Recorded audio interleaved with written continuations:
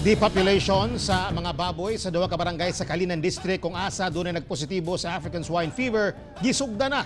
Ani ang detalye. Dili na basta-basta makasulod sa duwa ka barangay sa Kalinan District, Davao City.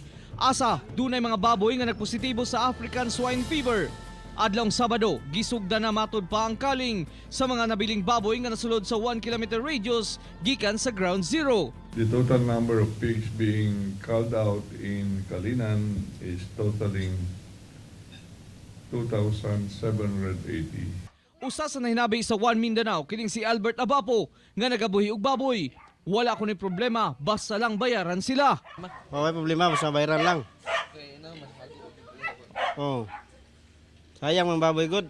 Samtang si Jovelyn Lamban nga nagahulat na lang akuhaw ng iyang mga binuing baboy. Pero samtang anaa pakinig kaniya, iya gyapon kining ginapakaon. Okay ra pod kay sa untaman mo may kuan ron sa mga sakit sa baboy. As of February 9, miabot na sa 1,085 ka mga baboy ang nakal sa lamanan. Samtang sa Barangay Dominga, 398 na ka mga baboy.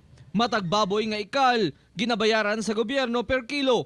Subay sa farm gate price. Samtang mga baktin, tag 1,500 pesos ang usa. Nagsugod na sila og payout kay kabilaan man tano paghatag nila sa ilahang baboy ihatag na to ang kwarta but dunay mga wala na bayaran atong weekend so magpadayon karon ang payments ato ang mga farmers.